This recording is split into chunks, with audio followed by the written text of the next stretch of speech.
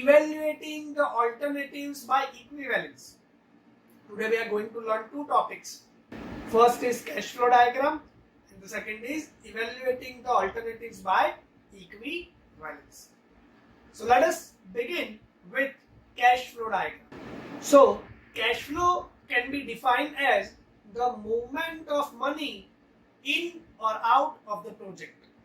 Yes, students, when we are doing a construction project and we are talking about a construction company, so there are a number of projects working in a company. So for a particular project, what amount of money is getting into the project and what amount of money getting out of the project, when this situation is represented by a diagram, that diagram is known as cash flow diagram, right? So now, purpose of cash flow diagram. So the first purpose is to ensure that sufficient cash is available to meet the demand. The second purpose is the cash resources are fully utilized. And the last is to know about the project funding pattern. Alright? So student, as we know that there are the cash flow is money in and out. So there could be two types of cash flow diagrams: cash inflow and cash outflow. So moving forward, so first is cash outflow. So as a contractor, whatever amount of payment we do time to time for our resources or for our work done, that is our cash outflow, such as material payment, labor charges, equipment charges, salary, overhead charges, rent, water and electricity. So being a contractor, what is getting out from me in a project, that is my cash outflow. Now, cash inflow. So as the work progresses, measurements are taken and bill are prepared. And against of that bill, contractor is paid a certain amount. So that is money getting into the project, that is cash inflow. Cash inflow is either by the contractor gets the fund by himself, advance amount by the client, bill paid by the client, or other fundings. Right? So that is cash outflow and cash inflow. Now let us discuss about what is cash flow diagram. So in the cash flow diagram, the time is represented on the horizontal x-axis and the cash inflow or the outflow, the transactions, are represented on positive y-axis or negative y-axis. If it is of cash inflow, for an example, I am the contractor and there is something cash inflow for my project, so I will represent it on positive y-axis, alright, which is also known as a receipt. And the cash outflow, that is, you can say expenses or disbursement, that will be represented to the negative y-axis. So here is the representation of the cash flow diagram, right? Now let us take an example of drawing the cash flow diagram. So students, here is a data for a company of month of April, May and June, and the data is of cash inflow and outflow. So we need to draw the cash flow diagram. Let us start. So now, as we have discussed that inflow will be on positive y-axis and x-axis will be time, and the negative values will be on negative y-axis, or the outflow value, pardon me. So this is how we can prepare the first cash flow diagram. Now another method is we get the net amount of the transaction, right? Something plus, something minus, so we'll get the net amount. So that is our second alternative. Let us see that. So this is the second alternative, the net amount plus or minus combined. So that is how we can draw the cash flow diagrams.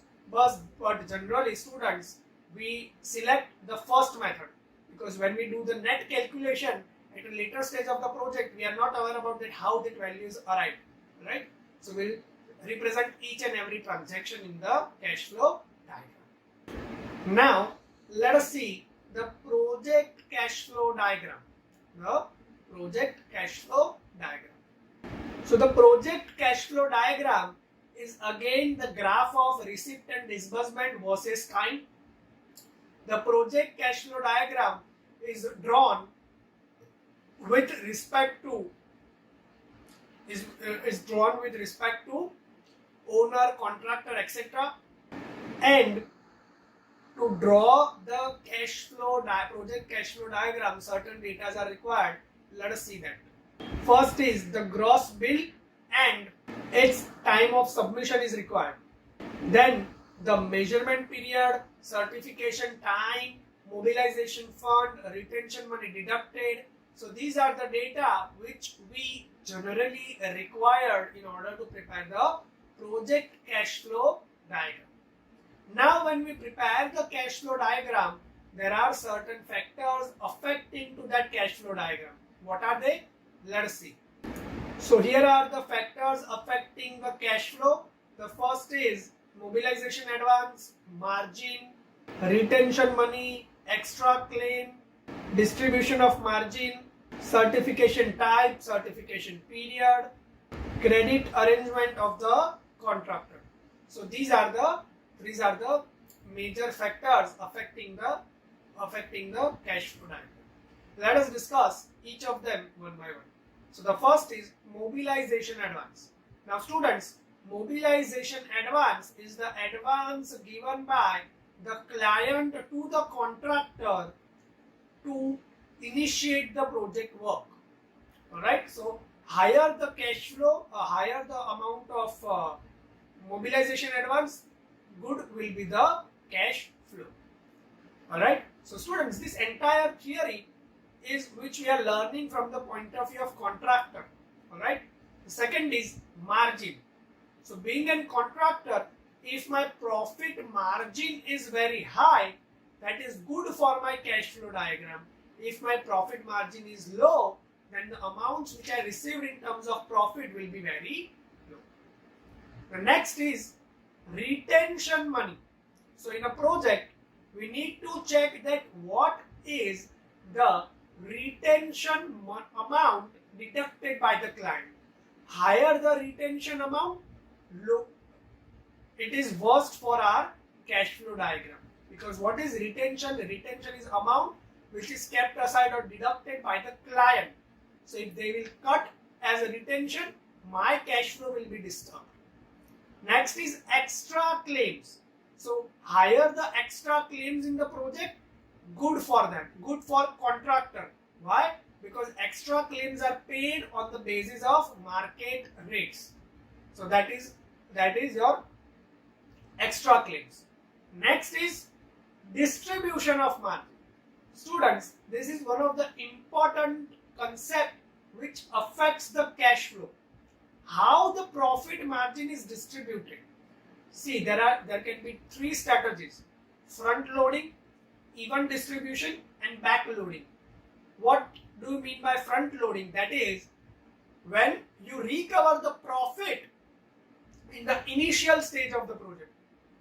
For an example, if your profit margin is 10% and you are going to perform 10 activities, so from initial 3 activities you are recovering your 7% of profit. So that is known as front loading. At the initial stage of project you are recovering your money. So what is your distribution strategy of your margin? That also affect your cash flow diagram. Then there is certification type, that what amount of measurements are taken. So there are over measurement and under measurement.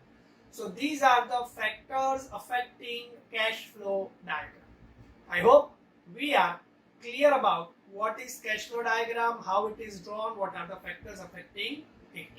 Now let us move forward with our second topic, that is evaluation of alternatives by equivalence. In economic comparisons, there are certain situations when we need to compare two alternatives. And those two alternatives are completely different than other.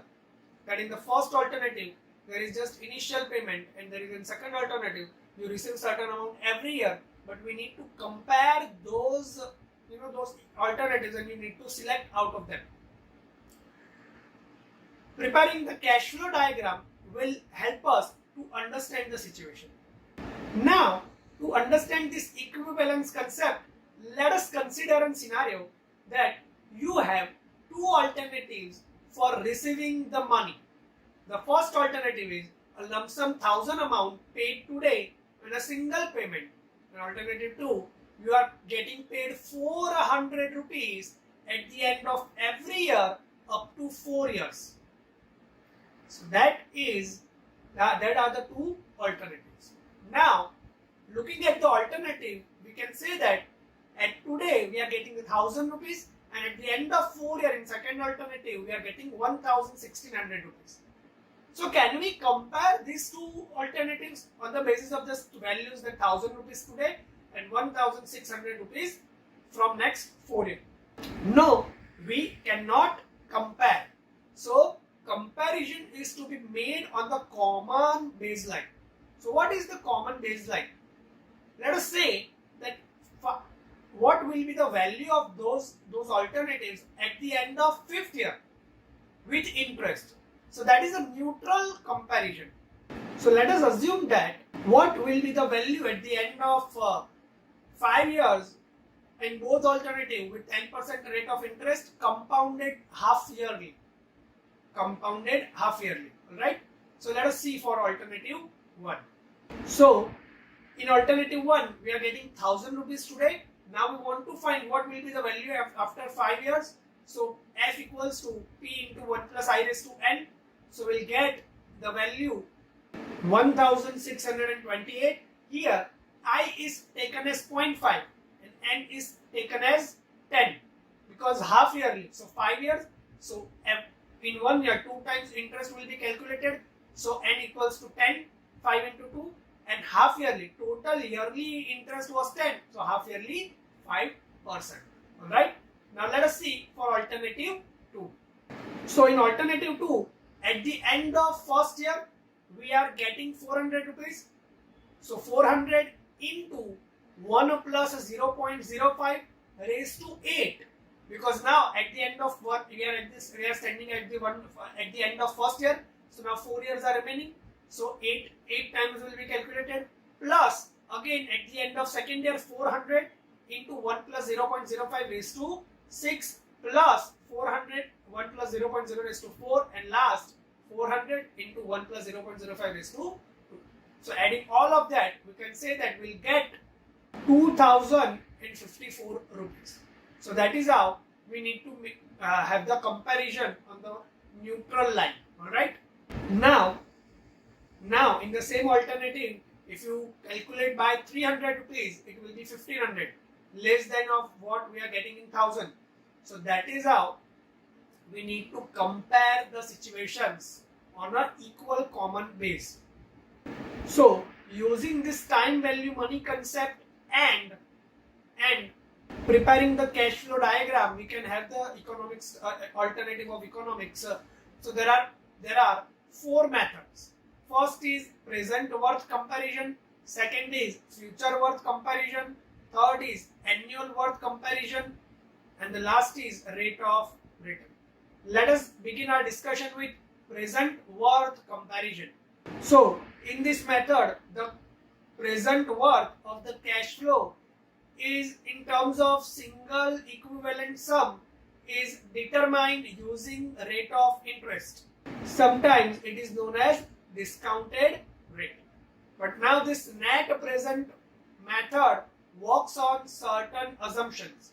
The first assumption is we know all the cash flow diagrams, or we know the cash flow data. See students, net present value is trying to say that whatever your cash flow diagram is, we are converting into single equivalent sum. Single equivalent sum. That is what the net present worth is trying to say. that what amount we are going to receive in future, or what amount we are going to have the expense in future, what is today's value, net present value, right? So to find that, there are certain assumptions. The first is cash flow data are known. Second is it does not include the effect of inflation. Third is the rate of interest is known. Next is the comparison is made on before the taxation. So these are the certain assumptions which while we are assuming while doing the present worth analysis. Now, in present worth analysis, there could be three types of problem. Type 1, alternatives having equal life. Type 2, alternatives having unequal life. Type 3, alternatives having infinite life. In type 2, there are certain subtypes, that common multiple method and study period method.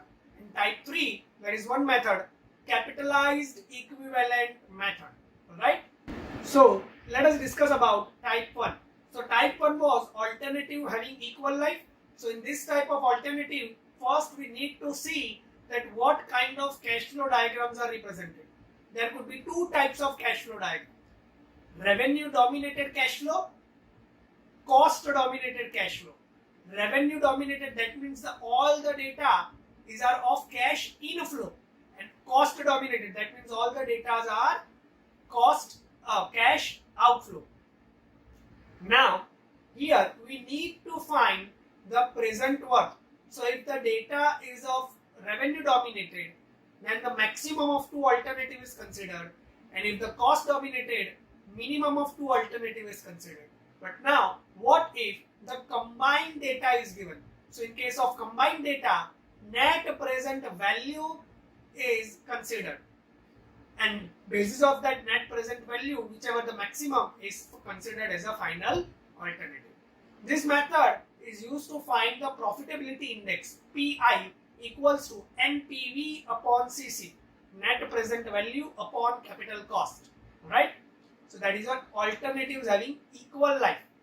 Now the second method is alternatives having unequal life.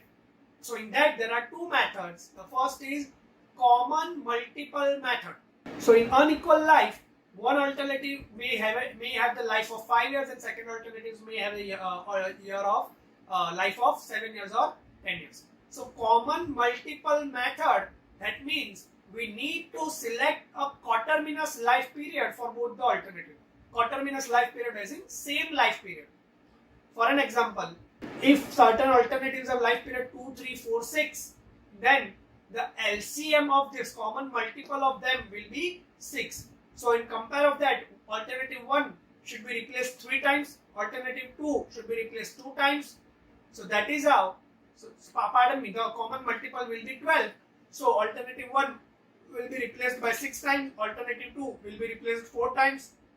So that is how we need to prepare, we need to have the analysis. Coterminous life period, common multiple. Clear? The next is study period method. In this method, the study period is selected on the length of the project. Depending on the length of the project, generally the shortest period is selected considering the obsolescence criteria, and it is assumed that the alternative will be disposed at the end of the period of the selected time. So that is study period. Then on a particular period you are studying that alternative. The next is alternatives having infinite life. So in this type of alternatives, we are having the alternatives having longer life. Dam, power plant, these are the projects are built for 50, 75, 100 years. Nearly infinite life. So when there is infinite life, we need to find the capitalized equivalent. Now, the concept of capitalized equivalent is saying that all the receipt and disbursement are first converted into cash flow of equal annual payment. Here is the formula for CE, but here the N is infinite, so CE will become A upon I. So that is how we can find the selection between alternative having infinite life. Now let us see a numerical based on this type 3. So the example says that to design the dam, there are two alternatives, alternative X and alternative Y.